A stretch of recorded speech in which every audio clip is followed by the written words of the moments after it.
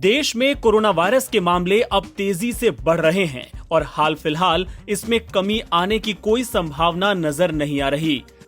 भारत में कोरोना संक्रमितों की संख्या 3 लाख के करीब पहुंच चुकी है और आने वाले दिनों में इसके और विकराल होने की आशंका है।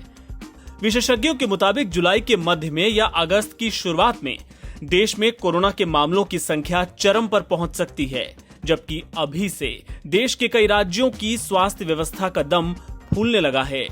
ऐसे में जब कोरोना के मामले पीक पर होंगे तो क्या स्थिति होगी, इसका अंदाजा लगाया जा सकता है।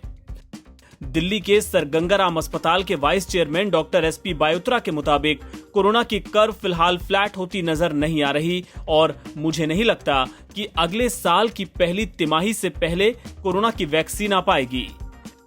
आपको बता दें कि देश में अब रोजाना कोरोना के करीब 10,000 नए मामले सामने आ रहे हैं। भारत कोरोना के सबसे अधिक प्रभावित देशों की सूची में अब अमेरिका, ब्राजील और रूस के बाद चौथे स्थान पर पहुंच चुका है। कोविड महामारी के खिलाफ जंग लड़ रहे डॉक्टरों को वेतन का भुगतान नहीं करने और उनके रहने की समुचित व्यवस्था न करने पर कड़ा रुख अपनाते हुए सुप्रीम कोर्ट ने शुक्रवार को कहा कि युद्ध के दौरान आप सैनिकों को नाराज मत कीजिए, थोड़ा आगे बढ़कर उनकी शिकायतों के समाधान के लिए कुछ अतिरिक्त पैसों का बंदोबस्त कीजिए। कोरोना महामारी के खिलाफ चल रहे इस तरह के युद्ध में देश सैनिकों की नाराजगी सहन नहीं कर सकता। अदालत ने कहा कि स्वास्थ्य कर्मियों के वेतन का भुगतान न होने जैसे मामलों में अदालत को शामिल नहीं करना चाहिए और सरकार को ही इसे हल करना चाहिए। डॉक्टरों की समस्याओं को लेकर दायर याचिका पर सुनवाई के दौरान कोर्ट ने ये टिप्पणी की।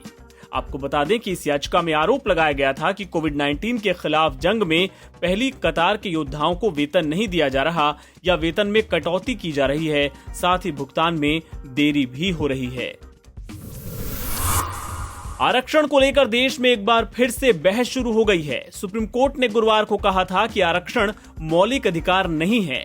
अदालत की इस टिप्पणी से एक बार फिर से आरक्षण को लेकर राजनीतिक और सामाजिक चर्चा शुरू हो गई। अब बीजेपी ने इस मुद्दे पर अपना रुख स्पष्ट करते हुए कहा है कि वो आरक्षण के प्रति पूरी तरह कटिबद्ध है। बीजेपी अध्यक्ष जेपी नड्डा ने इसके लिए बाकायदा बयान जारी किया है। समाज में कुछ लोग आरक्षण को लेकर के भ्रम फैलाने का प्रयास करते हैं। भारत की सरकार प्रधानमंत्री श्री नरेंद्र मोदी जी के नेतृत्व में और भारतीय जनता पार्टी आरक्षण के प्रति कटिबद्ध है। सामाजिक न्याय के प्रति हमारी वचनबद्धता अटूट है। We stand committed for reservation और प्रधानमंत्री श्री नरेंद्र मोदी जी ने इसे बारंबार दोहराया है। सामाजिक समरसता और सबको समान अवसर मिले, इसके लिए हम हमेशा प्रयासरत रहे। भारतीय जनता पार्टी आरक्षण के प्रति समर्पित और कटिबद्ध है।